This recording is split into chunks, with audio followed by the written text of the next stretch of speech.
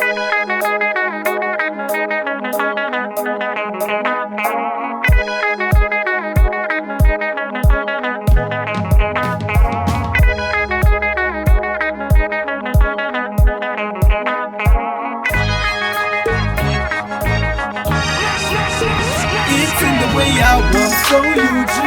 in the way I talk, I'm so UG. From my head to my feet, so UG. What you get is what you see, I'm so UG. It's in the way I walk, so UG. It's in the way I talk, so UG. From my head to my feet, so UG. What you get is what you see, so UG. I'm so UG. Are you from UG? Yes, I am. Hey, what up?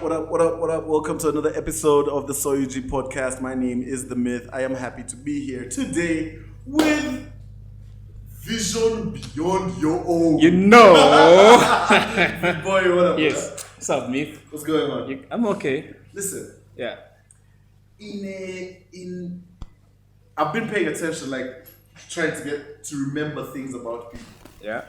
So with you, I'm there searching your internets, searching your social media, and the one thing that caught my interest even before I went further back was you're back in school.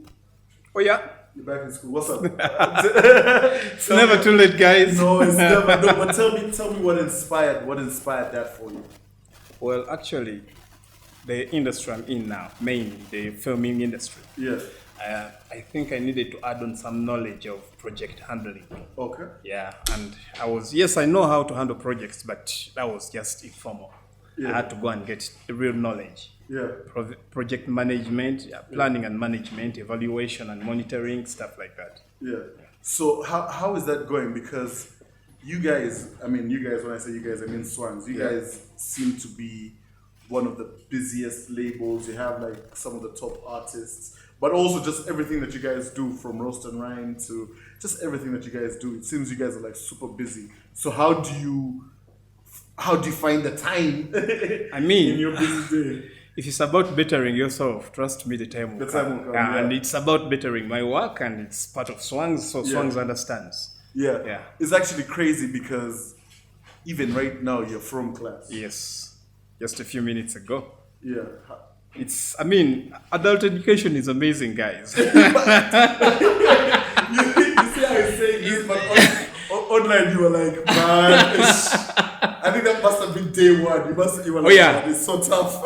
I was really afraid when I went and applied and I was admitted, and I was like, now going back to school. But the beauty about this is I know why I'm there. Yes, I know exactly what I'm studying. I went there with a goal and a target, and it's what I'm aiming for.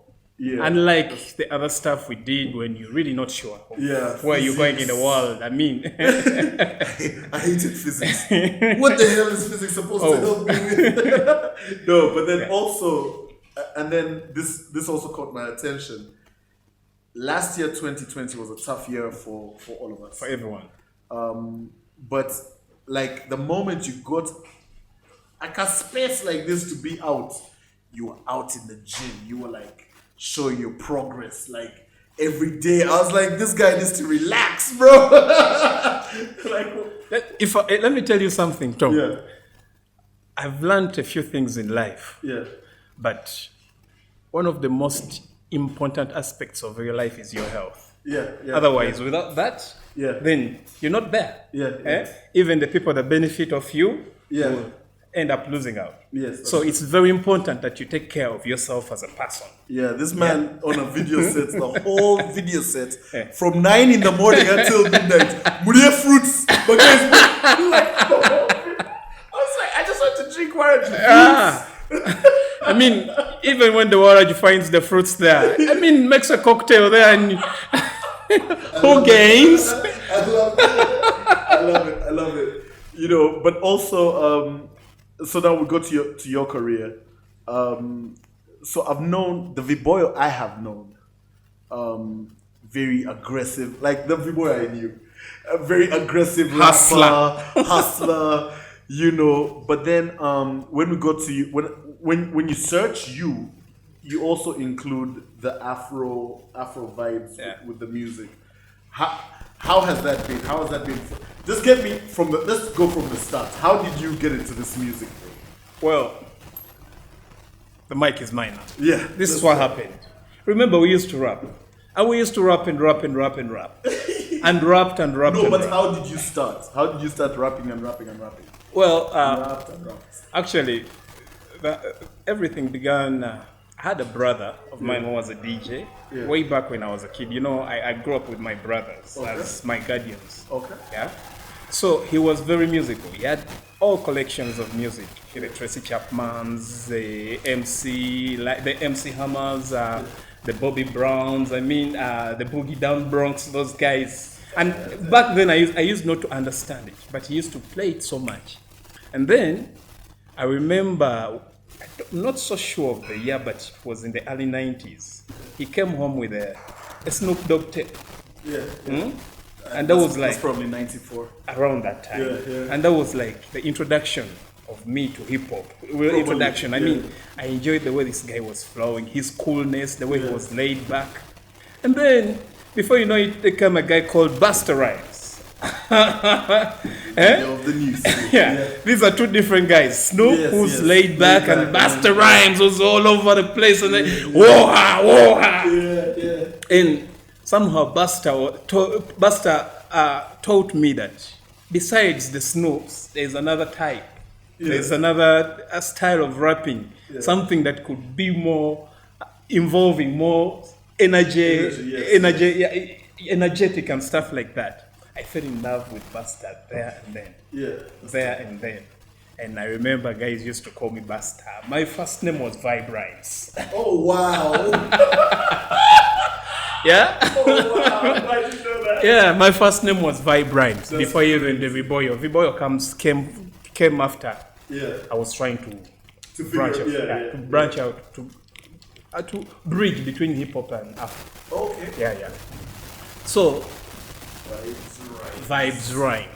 And back in the days we had places like Texas Pub. Yeah. Texas Pub, this is a place, it used to be, the karaoke we used to call them karaoke, much as they were not karaoke, because the description of karaoke is very different from what we used to do then. Then we used to go and sing on tracks. Where was Texas? Texas was, it was overlooking the old taxi park. That's the one Lyrical G was telling us about. I think that's where, is it Majestic Plaza is now or something like that? I'm not so sure, but around that place. It was overlooking the old taxi park. And this is where I met guys like Bobby Wine, Comedian, Bebe Cool, Lyrical G, Crazy Native, so many guys. Some have left us now. They're no longer with us. And it was a hub of all these young, hungry, upcoming creatives. We can't even call them just rappers. Creatives, creatives, because people have spread out in different industries. That's true. And this place, I remember. I forgot. There were guys called the Squad. The Squad. Where is the Squad? Oh, one of them died, unfortunately, and I don't know where the other is. I can look around. They told me one died. He got a problem. That's unfortunate. It's unfortunate, but that's life. And this was a hub of young creatives. We could go there. Imagine a place you go into not thinking about money. What's wrong with us? The only thing you thought about there is my set. That's very true. You would spend the whole week thinking of how you're going to perform on that very one night. Just one night. And this was had nothing to do with money. We didn't have transport.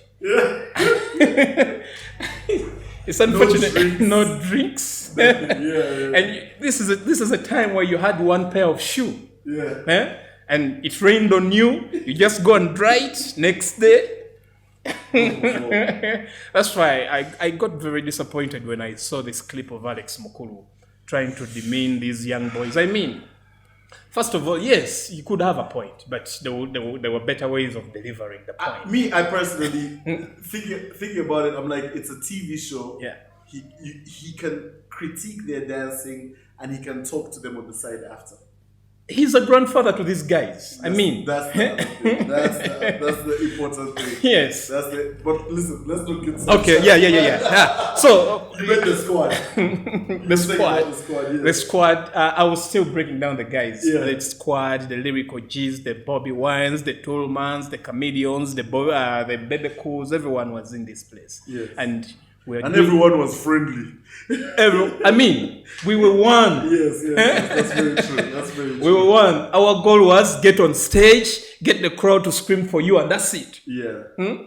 A bonus is when this crowd screams and they bring the money. 200, 500. Then you go back home with your 3K and you're like, man, made it. Lunch sorted for a whole week. Things went up. That's crazy. Yeah, lunch sorted for a whole week. That's crazy. So Texas was a crazy place. And from Texas, I also met a guy called Kid Fox. Yes. Oh, wow. And from Kid Fox, I learned that music could be written. Yes. Back then, we never even thought about writing the music. Yeah. All we wrote was other guys' songs, so that we could cram the words and rap. Yeah. So through Kid Fox, he taught me the art of writing, the importance of a person having their own story and told it to the people, and how amazing, beautiful, how fulfilling it would be. So from Texas, when I met Fox, somehow our chemistry, we got chemistry, and we became friends, tight friends, and Strucker was my friend. Yeah. So, the way I became friends with Kid Fox, Strucker was my friend, and Fox was hitting on Strucker. So I had to connect the two. I was like the link. Strucker, I'm sorry, I didn't say this. And from there, and I was lucky. Fox was a bit older than me. Yeah. We were all from humble backgrounds, but they were better off at the craft, and even at home. They were better off than most of us who used to go out there. So I learned a lot of things from Fox, but the most important thing was writing. Yeah. He taught me, and he used to this thing. He was like, man, the stumble and abayimba nyimba za balala. And he could kujerega you all the time, man. When we want people who can't write their songs, we'll call you. Oh, wow. Right now, watch us. So that helped. That was like driving, and I was like, how come on. Yeah. And then he paid for a studio to record an album of 10 songs. I remember he paid 400,000 then. And man, 400,000 back in 99. For 10 songs. For 10 songs. Okay. The studio was at Platinum House. It's also overlooking the old taxi park. And I remember it used to be called CMMS, something like that. CCM or CMMS. So Fox records an album called Wololo. Yeah. Poorly they recorded, but we were happy. All we wanted is hear ourselves sing. And I remember the very first time we got a song, we walked to the park. It was a demo. This guy was like, but as soon as we got to the park, we gave these guys who sell tapes play our song. And the sound was like, man, that's cool. Finally, the person could hear themselves on the track. That's terrible. You know how big that was. Listen, I know. Let me remind you. Remember, we came from a background where you go to sing, but you didn't have a track. Yes. So we graduated to us having our own tracks. Your own song, yes. Not songs, tracks. Yes. The All Night Longs, the Aliens. No, you're forgetting. Like when I met you guys, when we started rapping, and you guys were rapping, that's at DV8. Remember, we used to go to a cafe, an internet cafe, and download beats, and it would be like 100 beats on one CD, and guys are like, we have 34, 12. Then we had developed. Then we were on another. High tech. You could download tracks, but then this time you could not afford a track. You just go to a DJ, you ask him for a track, but sometimes you could go there when like 5 people are already going to sing on that track. Yes. That very same track. And the DJ will be at Liam's beat. Yes. And the DJ will be like, but everyone is going to sing. You get another one. But remember, you've been rehearsing a whole week on this one track. Then then we graduate. You remember Container Village? Cortex. Context. These guys come up. Cool Context music, sound. yes. Yeah? Yes. And every album was available. You get. Every album on tape. So- they never put it in order. Yeah. They just decided how it comes out. Like the last song would be the first. The first is in the middle. But at least you would get the whole album. Yes, you get the album Yeah. and listen to it your way. Yeah. So in Cortex, these guys start selling tracks. Now a person like Viboyo, Vibe Rhymes, graduates from going to a DJ to ask for a track to going with your own tape. But this also had challenges. Because It's a tape. You go with the tape, you set the position you want your song, you know your song is going to start from. Then you take it to the DJ, he turns it the other side and plays, and then It's another, yes. the track goes up to like maybe the middle, a few minutes. That is true. And then he has to rewind and look for the track, and you're like, man. Well, then when we graduated to getting our own tracks on tapes, we also graduated, eventually we graduated to CDs. Having your track on a CD, and man, that's when you could save one moving. The CD was so hectic because I won't forget, it was, like I said, the squad. It was us guys, you guys, Yala, Milka, Bataka Underground. Bataka Underground. And remember, Clear Cut at that time was 15 people. Yeah. Bataka Underground was like 100 people. So it's like, but everyone has to rap at some point. So, and would have like 3 beats. So You get. it was so mad. It was so hectic. Guys today, you kids today, singing today, you're beautifully lucky. Yeah. Lucky. So now tracks, from having a track on CD, the next level was to graduate to having your own song. Recording a song. And that was also, it took ages also to accomplish. Mm-hmm. After recording your own song, that was another challenge of getting your music heard. But then we were lucky then also, because there were a few radio stations. Yeah, but okay. And a few television stations. Okay. Remember, I don't get into the conversation yet. Remember, back then, only one TV could play your song in a day, and everyone would know about you. Yes. And everyone would tell you. And that was UBC. UBC. Yeah. Everyone would tell you, man, we saw you on TV. Everyone would know. You would even walk on the street and people are looking. Why is it Vibes Rhymes? Well, the rhymes came from Buster Rhymes. Yes. And then the vibes, I felt like, man, maybe I could do better vibes than this dude. We had some. Yeah, but so we were talking about The genre. the genres and the steps that we went through. Yeah. So now you have your own song. Yes. The challenge was to get your song played. Yes. And then we started overcoming those challenges. Then we went into another challenge of having a video. And you guys were the first guys to ever have a cool video in Uganda. No. But you see, now people... By the way, that video, I'll tell you this. it's a benchmark, even up to today. That is true, but I'll tell you this. You see, there was a... People were like, oh, these rich guys. Do you know that was an offer? But still... Remember, it was... Once you part of it, it was Andre had just got equipment. Yeah. And we had worked together, and he said, hey, how about we shoot a video? No one knew. No one knew what we were going to do. We didn't know what we were going to wear. We didn't know what the video was. That's why there's so many places. We're at the airstrip one time. We're at the studio the second time. We're at a house the next time. The girls are in a pool the next time. It was just so disjointed. How many days did you shoot? I don't even know. I think it was like... It must have been like 4 days, but then also it wasn't like back to back. It was like, so today we had that studio scene when even the thing of the cars driving in that opening scene. I don't think any of us is involved, but that's at the studio. So that scene is shot separate.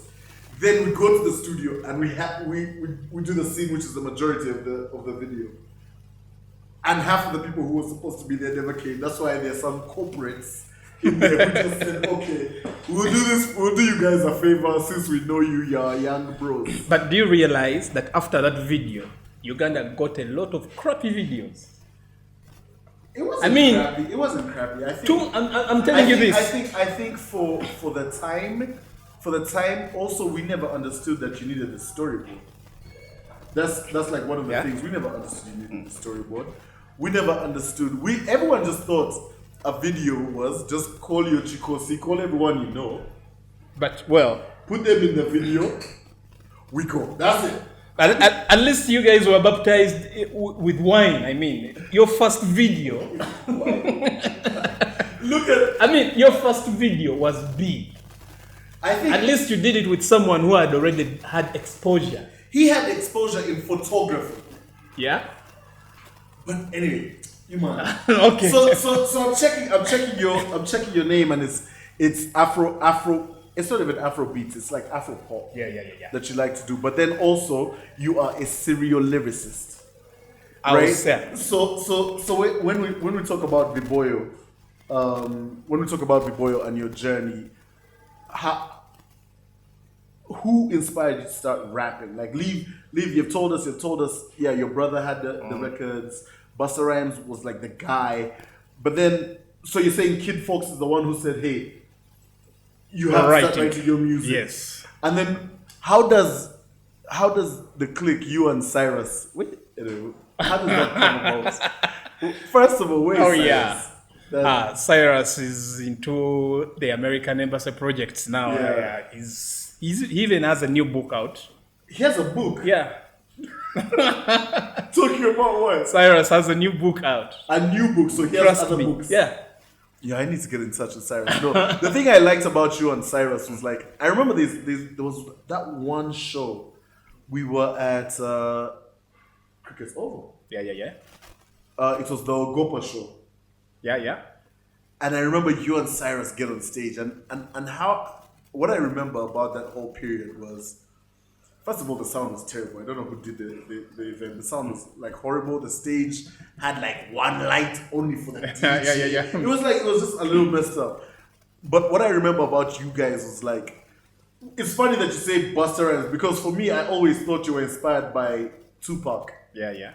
Cause you had the bandana, you even took your shirt off. This guy's there dancing in a vest. He rips the vest like a wrestler. I'm like, what the? That's good. But the thing about you guys' stage performance was, it was so hectic because I think us guys were like one of the last people to perform. But I left backstage to come and watch you guys, cause I was like, yo, these guys, you guys had a command of the crowd, but like. And then it's Luganda and it's hardcore and you're telling the stories. Like, but anyway, how does that go from you being with all these dancehall guys, Kid Fox and everyone, and then you meeting up with Cyrus and you guys going full throttle on this hardcore hip hop music? Now this is what happens. I had met Fox. Yeah. But I also knew Cyrus as a friend of mine. Okay. From Bakuli, and we used to hang around. And was Cyrus a rapper at this time, or was he just like? Well. Now I'm giving you the backstory here. And Tupac, how Tupac comes in the picture. Okay. Cyrus was this strong Tupac lover. I think that's why we were always arguing. Yes. Because I was Biggie and his Tupac. And anything to do with Biggie, you know, he got biased. He never thought Biggie did any. This man is going to break the glass. So now these are two people. I have Kid Fox. I have Cyrus. Yes. Kid Fox is a ragamuffin. Yes. Cyrus is a rapper. Yes. So when I'm with Kid Fox, he's like dissing me, man. The raps and what you say, you know, raga what. You go back when you hang with Cyrus, man. Tupac is real. First listen, who did he baby? This guy is a prophet. And I know Cyrus was saying those words. Wait, this guy is a prophet. Then he rewinds the song. Yeah. He tells you word for word, and I was like, Yeah. I think Foxes are misleading me. Yeah. Maybe I should do this. So Cyrus was a stronger voice. Yeah. And we rapped. And I told Fox, you know what? The only thing I can do is incorporate a little bit of your style into mine. Yeah.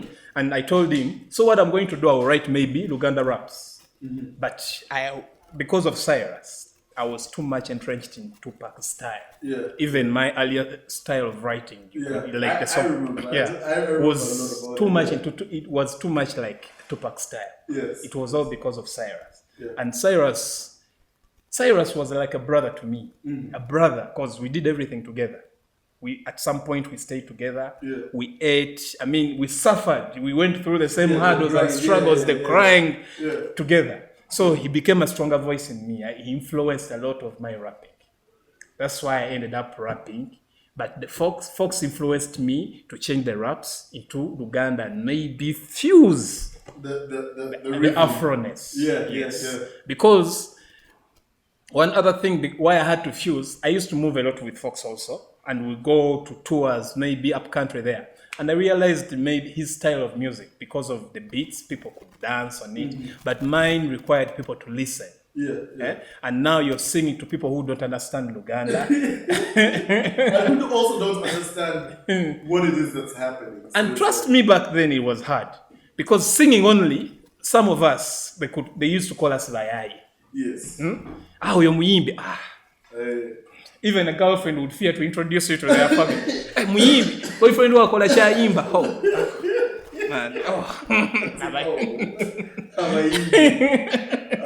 Even a parent would not feel proud of a child. And mwana wa imba, right now things are good because they see the financial the financial benefits are coming out. And were you ever, because I remember there was a period with you where I'd see you with DJ Mo, the late. Yeah. But it was at Sound Room. Yeah. You guys were the ones who started piracy.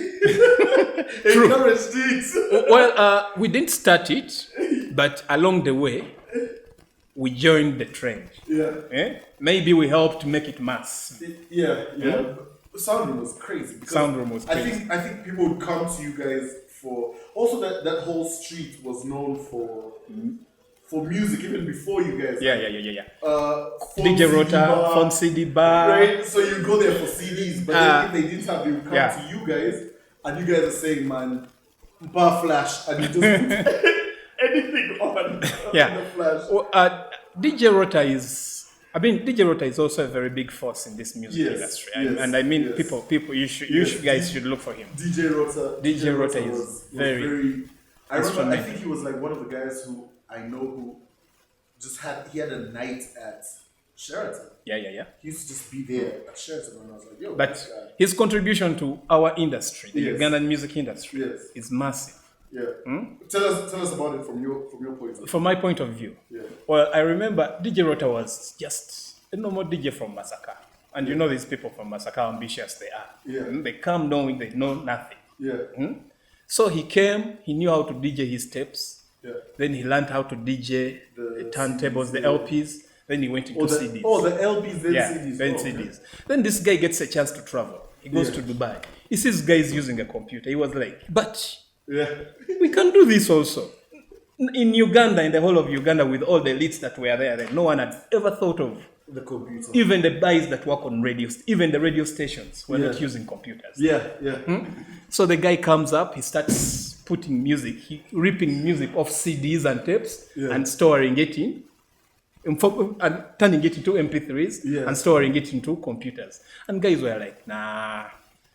The DJs were like, music work computer, taba muzito, nah, and the guy was like, it's okay. If we moved from tape to CD, trust me, MP3, yes, at some point, this is going to, and these guys, now imagine how visionary this guy was. This was way back in 2000. Yeah. That's like 20 years now. Way back in 2000. And he insisted, he sold the craft. So when he introduced recording CDs, everyone jumped on the train. Yeah. People could buy, a person could have their own CD. You could record your music videos and go play them at home in a VCD player. Yeah, You yeah. could do, have your So- music. So you guys connect with Rota, and that's how you meet Momo, or Yes. or you met Momo? No, I met Momo from Texas. Oh, But okay, we 'cause were Basaka. rappers. Yes, we were rappers. Yeah. But then Rota comes in as the guy who had the music. Yeah. And I mean, you hang around. You have to hang around. Yeah. You have to hang around. So Rota makes Rainbow promotions.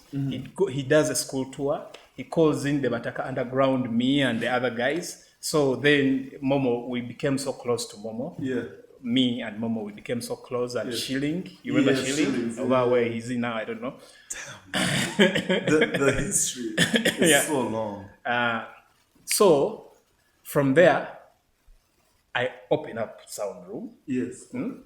I open up Sound Room. Momo opens up a small shop, which they used to call Ham Production. Yes. So from Sound Room, because I had the background of being a singer, and I had so many musicians, friends like Yeah, you. yeah, I mean, that's rappers exactly were. right, yeah. So because I opened up a place, these guys found a base, a Yeah. place where, we used to come to town from wherever we come from, and you had nowhere to base in town. You just go. Bro, you go chill there Yeah. until whatever time, then you cross the road for performances. Yes, exactly. So this place was like a bridge. DJs could come in, artists could come in, Yeah. news reporters could come in. Oh, So in So the long, you guys were the ones selling our tabloid stories. oh yeah, no, we didn't sell, but it was a base because Innocent of Galaxy used to Yes. base at Sound Room. He could come and sit there. You guys didn't know him, but he could come and sit there, listen to you guys. He goes and makes a story. That's all he needed. And the band is called Innocent. Innocent. So, Sound Room also opened doors for so many people. Yes. Sound room was so important Yeah. because it became, so you guys, while you were pirating, but then also we realized that, hey, we need the music out, so we'd come to you guys, and instead of just pirating, it became like a distribution Point. Yeah. Because if a person wanted a clear-cut song and they were in Guru or Lira, Yes. they had no idea of where to find it. Exactly. But once Sound Room came in the picture, people Yeah. were like, let me go to this Get it place. there, yeah, that's very true. All these artists are there. At least I'll find a song there. Yeah, that's So very true. Sound Room was as important as that. Also, Sound Room, I remember that's where Beno got the guts to start making a beat. Oh, wow. Because I was actually going to ask, how did you, because you're saying this, then how does Viboyo then become a part of Swangz? Swangz. Now, Sound Room is the nucleus Yes. of everything here. So Benon comes in because I had a nice computer, and then we're having a computer that could record a CD as you play music at the Yeah. same time. I mean, you remember those Magic, man. the Pentium And then you 4s. guys had one, like, when they messed around and got like the one that would record like five CDs. 5 at the same CDs time. now. Yeah. We're like, oh my God. So Benon comes in. I had Fruity Loops in my computer. He was like, "Oh, so you have Fruity Loops all along? Let me try it." He starts there. He was playing. He was like, "Hey, Mama, I can. You mean you can do beats? Do me that beat." And so then he did a beat, and jokingly, then AD comes in. Oh my goodness. Ngoni. Ngoni, AD comes in, he finds Benon doing a bit, was like, so we'll call her, and AD just never minded him. He did his stuff, and so we do the beat, we record the song from AD's studio, and back. Then What song is this? it's called Freaky. Uno o muziki, gumfura fiki. You can hear the master. Puri wiki. And then I think somehow, because Benon had started learning, then AD picks Benon, takes him to good enough. You know what? I think you can make a good producer. Let me help you develop this skill. As he's developing him, I think Steve gets word. There's a guy, a young guy who's, hey, Steve takes Benon. Yes. Now you see Benon gains experience. Yeah. And Steve was like, Steve, I mean, now Steve, he was the last person. Yeah. In the video game, that's the boss. Yes. The final the boss. top, the guy on the top floor. Yeah. So with Steve, Benon got more skills. Yeah. So when he got a chance to travel, the rest is history. Swangz came into play. Muswangali. Yeah. Muswangali. Yeah. So then you joined. So are you with Benon this whole time to join Swangz? How does Viboyo enter that? Swangz, we are friends. Yeah. And it's a big clique of boys. Yeah. It's not a company. Yeah. We are just a bunch of hungry, aspiring young lads. Yeah. So we hung in Muswangali. You remember those days? We hung the radios, the Jeff Chiwas. And if you one meal, a Rolex. Yes. And it was fun. If you get juice, good luck. So we hung, and even it's by the way, it's the funny thing. It's Steve that came up with the word Swangz. Oh, can you believe it? Even before Swangz came into existence, the guys that were staying, the place is called Muswangali. Yes. So the Vampinos keeps telling Steve, "Fetubera Muswangali," and Steve was like, "By the way, you can make that word cool."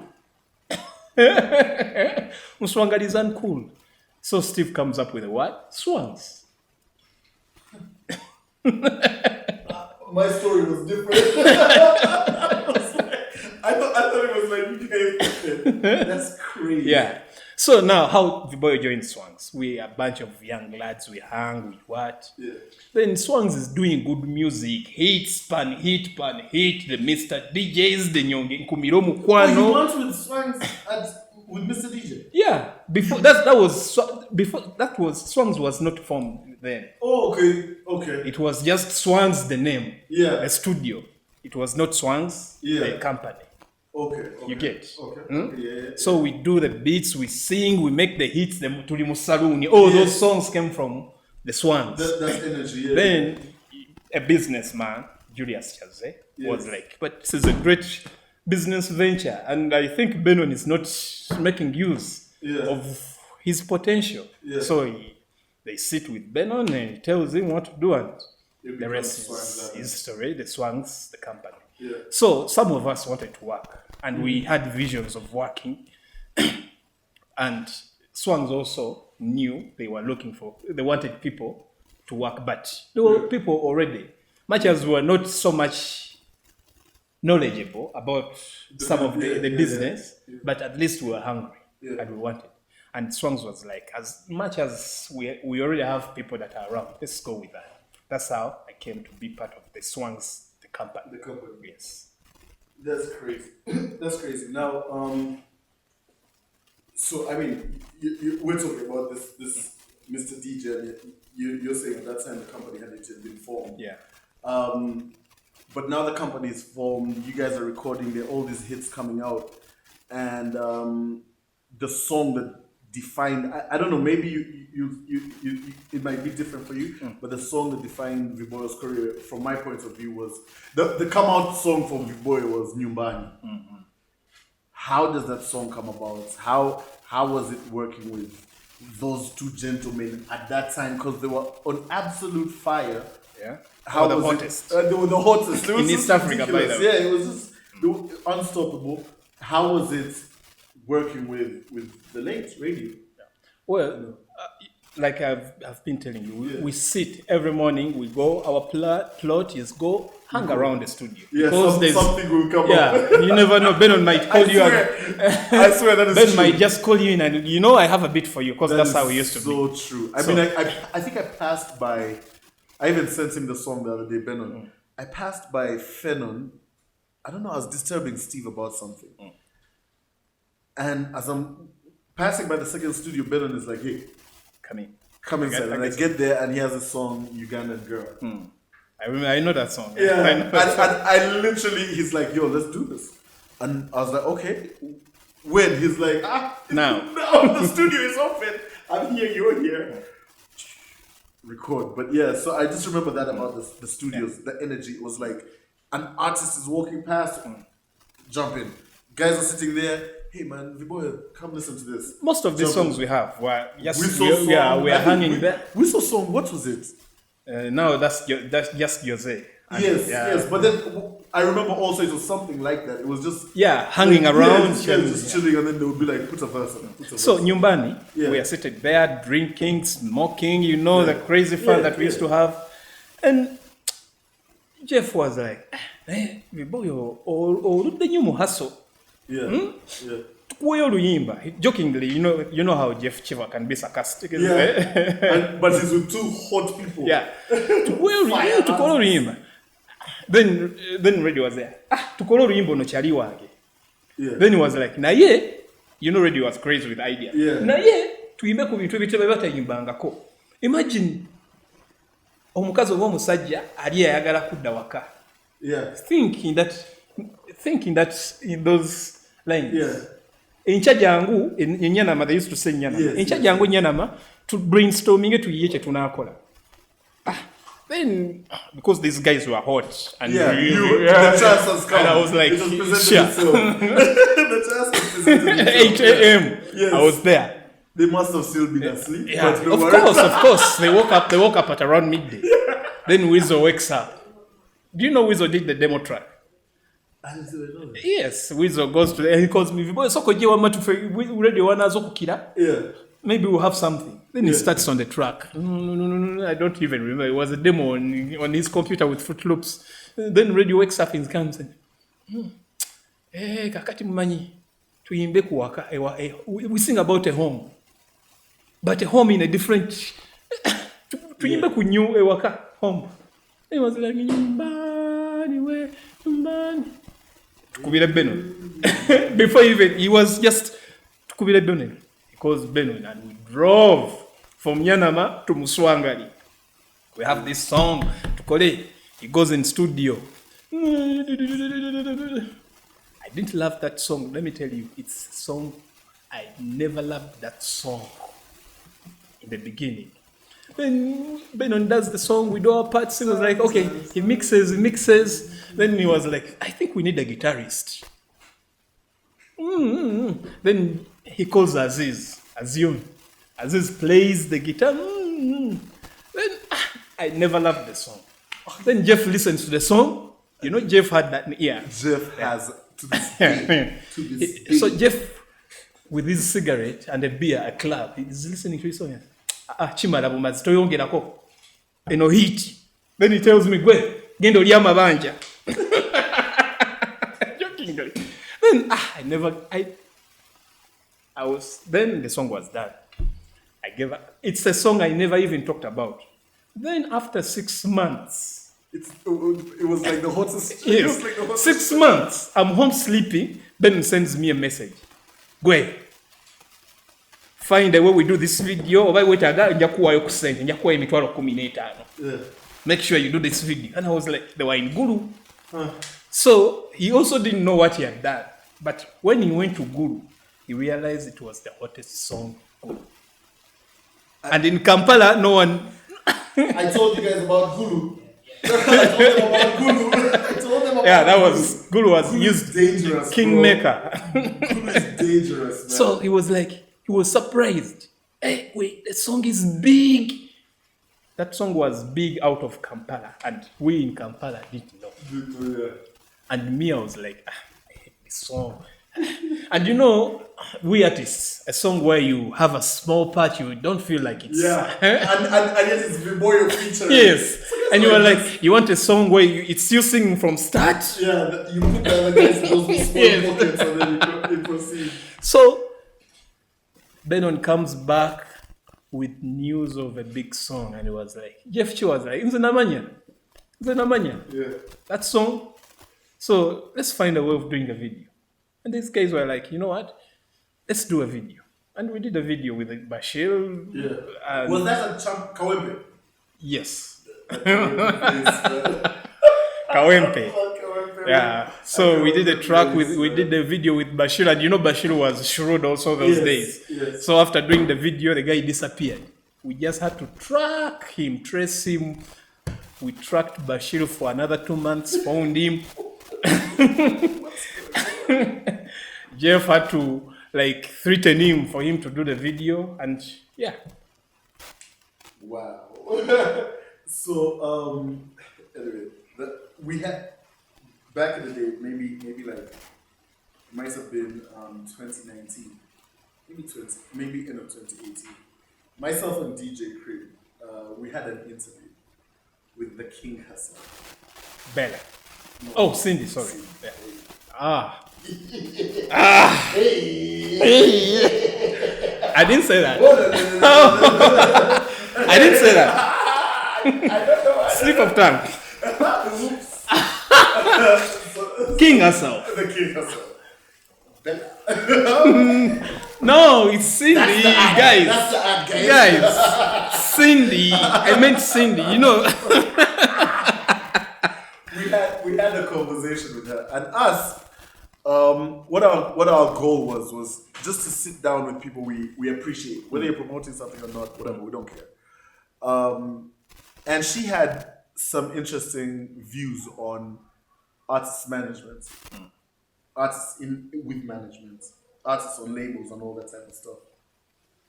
And it somehow spilled down to Mademoiselle over here, the Sony representative. It spilled down to her, but I remember you had some words about that situation, especially management and artists and what you're looking for. Now, my question to you is, what would you rather be? Would you rather be on a label, have everything sorted, you connect everything, or is independence the way forward? Also with a lot of what you've been writing, when we go to the NFTs and all this type of stuff, with all that you've been writing, which I've been paying attention to, what do you think is the better move for an artist in Uganda, in the industry that we're in? What do you think is a better move for the younger artists? You've already told us how guys are luckier now. The industry has some form of structure. So yeah, what do you think is better? The management move, or the management label move, or the independent move? Well, I think it depends on which side you see the grass from. Yeah. But imagine I'm a young artist coming up, very talented, but I have no idea about the industry. I can easily get lost in there if I have no guidance. Of which this guidance could come from being signed. Then there are those people who are naturally enterprising. They can turn anything, whatever product they have, into a success story. Those ones, you can easily be independent. It's okay. It's okay. And so he's going to dodge the question. No. Ladies and gentlemen, he's going to dodge the question. But the percentage being signed will get you to places quicker than being independent would. Okay. You get my point. I'm not trying to dodge the question, but if you get signed, that means you're stressing about resources. Would be minimized. Your only concern would be output. What am I putting out? Yeah. And as a creative, it helps. Yes. Once that stress load is off you. But here, imagine you're going to do everything yourself. You need to be in studio and write a song. But also you have a business meeting. And we artists, we don't really speak business as that well as it's supposed to be spoken. Sometimes you could get a bad deal just because you didn't have a person represent you well. Yes, that's true. You could easily get a bad deal. So I believe, for starters, you could start with signing. And because people don't sign start for with life. signing, learn from there, then if use the goal knowledge is to, afterwards. If you feel you're independent enough, if you feel you've acquired enough knowledge, then you can be independent. And this could even help other guys behind you. Otherwise, we've seen so many artists that have come and crashed. Even in the US, which has so many independent success stories. There are so many unsuccessful independent stories that we just ignore. The only problem is we tend to only look at the successes. We forget that this road also has Yes, these potholes and exactly. everything. Just as being signed. Being signed is not clear, cast in stone that once you're signed, You're sorted. You're sorted. You're successful. Yeah, that's true. So okay, fair enough. Are we okay with that answer? No. Yes. So now, to me, from my points of view, it feels like Viboyo is transitioning into I know every year there's a wrap up coming up. I know you're telling us there's a mixtape coming up. We're going to talk about that, but it feels more like Viboyo is going into the space of film. I mean, you're even studying. Yeah. What do you hope to be the end goal of that for you? Is it going to be another crime by Viboyo Rhymes? Are you going to start shooting videos? What are we looking for? For my experience, Yeah. my little experience from this industry, I realized you can't survive on one craft. Yeah. You need different crafts to complement each other. And I also evaluated me as a rapper. Yeah. For how long can you rap? Yeah. You know, like that question is funny because I saw an interview recently, and they were like, the rappers on the show were like, man, as a rapper, if you're rapping at 40, you should stop. Exactly. But then, Jay-Z is 51. Yeah. He's still giving us some great content. Incredible content, but then also it feels like it's only in rap music where there's like an age limit. Like rock music, guys are dying on stage. You know what I'm saying? Like a Frigo band is still churning out hits. You know, and this is our parents' age. So why is it that with hip hop we want to have an age limit to it? So it's always confusing to me because me as a creative, I don't know when the juices are going to stop. You know why? I would think. Why? Yeah. They keep saying This is my thing. People say hip hop is a young man's game. That was going to be my answer. Well, But look at your Busta Rhymes. He just released an True. album. Incredible record. Way above 40. So it's like how why are we putting a time limit on creativity? okay, let's talk about music. Much as hip hop is, yes, he's put me in the corner, but I'm also going to manage him. Of course. Hip hop is, I would agree with the note you just said. Hip hop is the young people's music. Yeah. Because imagine the Busta Rhymes you're listening to now is not as hot as the Busta Rhymes of back then. No. That could be up for debate.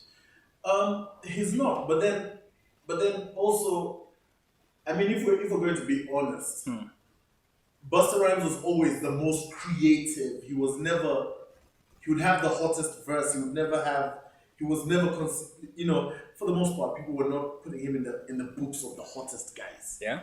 Right? He was hot in a particular field in the creativity and how he presented his visuals, the put your hands where my eyes can see. We hadn't seen that before. We had seen it in a movie because it's a movie, but then him delivering it in 3 minutes 20 seconds, like yo. But then for me, I have for every rapper that I've appreciated, it feels like they're even getting better the older they get. Right? Like a Pusha T is releasing this great body of work when he's like 45, whatever. Jay-Z, 444, I don't know how old. So it's just confusing that like with us we want to put a limit on it. In Uganda itself, like I said, in Uganda itself you have Afrigo. Afrigo is they forever legends. But do you know that Afrigo, Jay-Z, Busta Rhymes, it's very difficult for those guys to make new fans. Which is great. I'm not saying, and that's the thing, like, I'm not looking at it from that point of view of making fans. I'm not looking at it from that point of view of making fans. I'm looking at it from the position of, do you have something to say? When I was talking to Lyrical G, he said he's recording his 10th album. it doesn't mean that he's done recording music. Yeah. He'll keep going if he gets the creative juices there. But you know, Yeah. the tone, how the hunger you had, Tom, Bro. you as Mith, Bro. the hunger you had 15 years ago It's not the same. is not the same I hunger think, you have. honestly, can I be honest? Yeah. I think I am hungrier now. I honestly feel that way. I'm hungrier now. I feel like I want, if I'm getting out of it, I want it to be undeniable about, like, I have gotten to that point where I'm like, every year I'm releasing a project and I'm going to smash you over the head with it. You know, you could feel it. And I'm doing it. Yes. But Why don't discourage me? Don't discourage me. But yes, but that was like, so filming, yes, you're telling us. Yes, it's so- another skill. another skill. Yeah. I realized from my little research, Yeah. I realized film has more old people. People who grow with it than the music business. Yeah. Why? Because if you're going to sing, Yeah. Jay-Z is not, it would be difficult for Jay-Z to go and jump on stage at 60. Yeah. You get? Yeah. Well, we don't know. Wait and see. Yes, naturally, even the inner, even the body itself. Yeah. You as a human being. Yeah. Yeah. But with film, you realize you can keep producing. you can keep producing. Telling the stories regardless of. You can still be a producer, Yeah. old, walking with a stick, but Yeah. when you just sit in your chair and do the notes and stuff. Yeah. Film is one of those crafts. Are we seeing you? I mean, you guys last year released, as Swangz, you released that movie, the short film. Yeah. Are we seeing more of that coming out? Are we seeing Viboyo telling his stories? Are we seeing you telling probably a hip hop Uganda story? What Actually, the reason I'm back to school yeah. is we've noticed and realized that African stories are up next for the world. Yes, that's very true. Now, these guys have exhausted all their stories. Yeah, India, they keep repeating every. Yes. Yeah. go to India, go to China, go Asia. Okay, let me say Asia and the Americas. They've exhausted their stories. That's why you see the Netflix of the kind are pumping too much money in Africa. So they need a ready market. They need ready people to deliver. Yes. So you're the guy on the front So- line. We are the guys. And This is why these guys are trying to steal my movies. this guy here with his hat. trust me, film is the future of Africa. You can laugh. And film Yeah.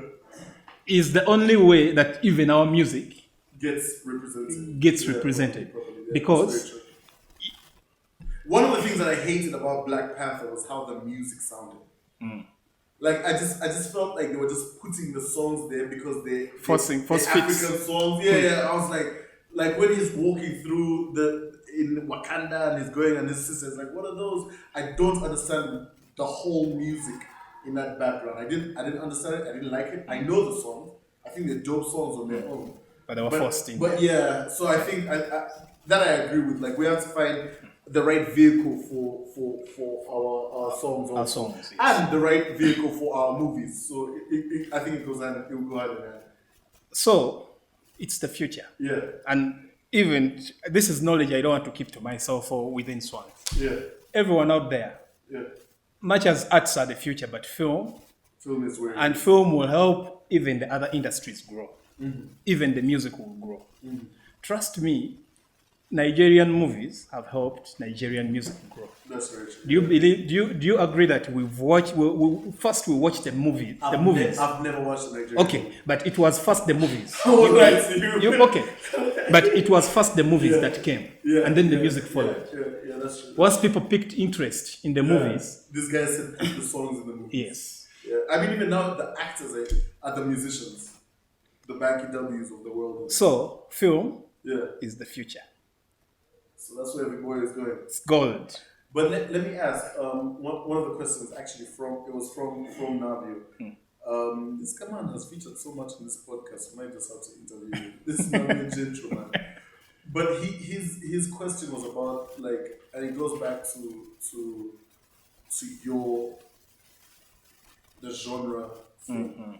Because it's like Viboyo is, we know the Viboyo we know. The Viboyo I know, like I said, the Viboyo I know, I remember is this hardcore lyricist. I mean, in your promoted posts, it's serial lyricist. You have a song coming up.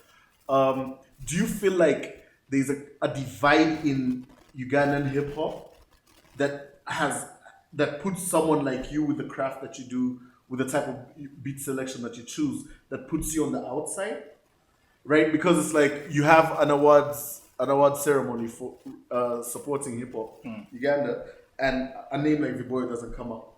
So do you feel like we as Ugandan hip hop we need to like broaden what Ugandan hip hop is? Like, what is it? Because like if someone like you raps on these beats, which are Ugandan beats, the hip hop community is like, that's not a hip hop boom bap. I think that's where we got it wrong. Yeah. Because one of the, I mean, you know, one of the ways we can do this is, well, when we steal a craft and then own it. One of the ways of owning it is we don't do your sound to it. Yes, put our sound to it. So if he's for example, let's get an Indian rapper. Yeah. An Indian rapper Bhangra. will have to will have to involve the Bhangras in there. Yeah. For him not to forget his roots. Yeah, and that's very true. Because now, if you want to compete with the Jay-Z's of the New York, and you're doing their beats, that's their culture. It's tricky. Yeah. Much as we are borrowing their culture, which here we can borrow maybe the lyrical content. But then I can get the lyrical content. How do I make my Jaja in Chavakuza appreciate this art? Yeah. I'll have to involve the beats she can easily relate to. Yes, most of the people here feel like when you do an Afro beat and you rap, that's... Yeah, they always dismiss it. Like, but hip-hop is a culture. It's not about beats only. Yeah. So, but then would you want to be included in these awards? Would you want to be considered a hip-hop artist? Like I said, when just looking at the Viboyo page, it's completely different. You know, like the content that you're sharing is completely different from me. Yes, you're right. Yeah. In a way, the reason I removed hip-hop from is that was one of the reasons. The one you brought up is like people start like you be in the rappers and they feel you don't belong to them. They feel like Onaimba Afrobeat. This guy, you know, and I've experienced this several times with our Ugandan rappers. They feel me I'm a rapper, and those guys I'm rapping on this boom bap beats. You're on a Chidandali beat. I was like, why compete with the guys who feel if they feel I'm also doing my art? We are fighting for the same audience. So let them. You take the title. Let me just do the content and. Okay. Let the audience judge us. Tell us about the mixtape. Well, the mixtape. You're in a very big. You're part of a very big company, big machine. Yeah. Tell us about the mixtape from that position. Is it being marketed by Swangz with the Swangz plugs? Like how does it come off? Of course. Formerly, my music was being distributed by a company called Siduran. It's a French company. But when Swangz got fully into distribution, so all my projects now are under Swangz. Okay. And the marketing bit and that, after that, those we discuss when the product is ready. Yes. But it's Swangz strictly. It will come out as a Swangz product. Who is on it? What are we looking? Is there a Nyumbani type hit that you're like that you hate that's going to be a monster down the line? You might have a myth on there sometime.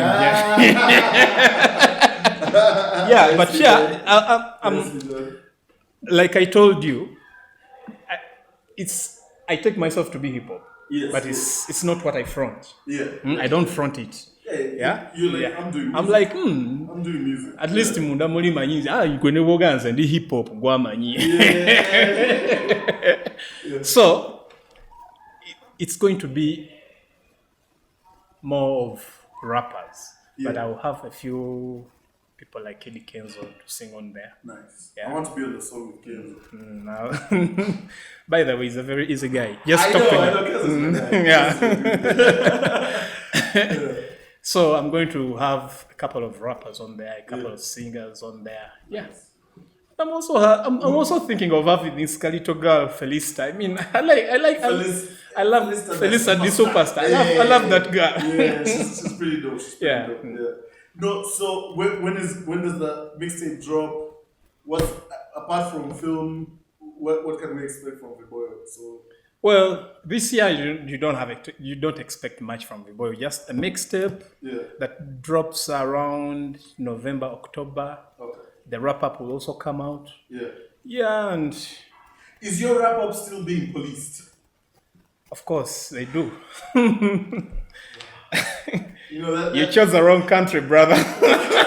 No, you know, I love UG. You know, like me. I'm Yeah, so this UG. is home. Yeah, you know that's it. But the thing about it was like when you told me what had happened, I was like, excuse me, you can't talk about it. Not at liberty. Alright, guys, man, Viboyo mixtape this year. What's it called? Viboyo. Viboyo mixtape this year. Vision beyond your own. Yeah. The TheSoUgPodcast. Peace. Hey.